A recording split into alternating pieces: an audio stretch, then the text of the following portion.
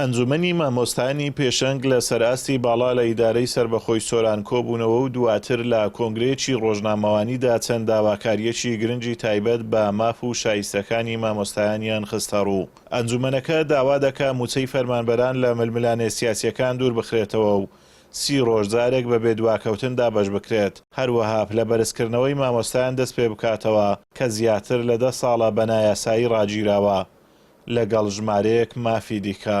دابەشکردنی موچە بە 30 ڕۆژدارێک و تێکەڵ نەکردنی پرسی موچە بە ململانە سیاسەکان.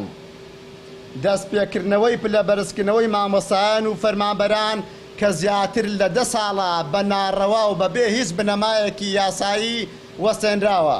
تەوتینکردنی موچەی مامۆستایان و فەرمانبەران وەکو موچەخۆرانی عێراق بە هەمیشەییکردنی مامۆستایانی گرێبەست.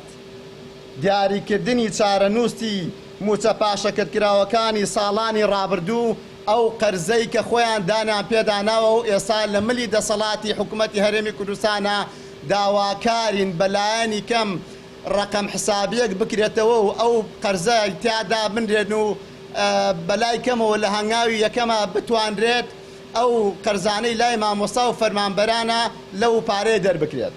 6. پێدانی شایستەی دارایی 12 مانگی خانەنشینان کە زیاتر لە 30,000 مامۆستا و فەرمانبەر خانەنشین کراوە و ئەو 12 موچەی پێ نەدراوە.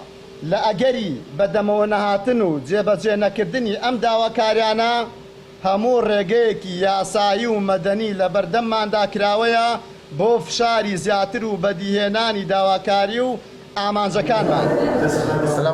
مامۆستایان دەڵێن بە گیرفانی بەتاڵ و لە خراپترین دۆخی دەرونی و ئابووریدا بەردەوامیمان بە پرۆسەی خوێندنداوە، بەڵام غەدرێکی بێوێنەمان لەلایەن حکوومەتی هەرێمەوە لێ دەکرێت و حکوومەت لە ئاز داواکاریە سەرەتایی و یاساییەکانمان بێدەنجی و خەمساردی هەڵبژاردووە. ئەبێ بۆ قەرەبووکردنەوەی ئەم هەموو موچەی بەڕاوی فەرمانبەران ئەبێ قەرەبوو بۆمە بکرێتەوە.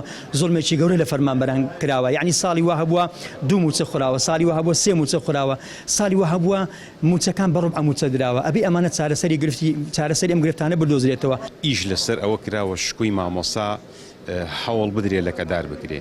بە سوپاس بۆخوای گەورە بە معنەویتی خۆی مامۆستا بە کاریگەری خۆی توانیوێتی ئەو بربەستە تێپەڕێنێ.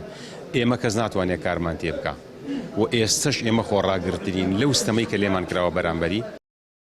خراپی دۆخی بژێوی و بارودۆخی دەرونی مامۆستایان و فەرمانبەران بووە تا واقیعێکی تاڵ و گشتگیر لە تەواوی هەرێمی کوردستاندا.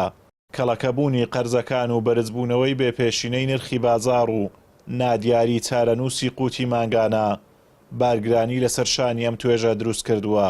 ئێستا فەرمانبەران و مامۆستایان لە نێوان جێبەجێکردنی ئەرکە پیشەیەکانیان و دابینکردنی نانی سەرمێزی منداڵەکانیاندا حەیران ماون.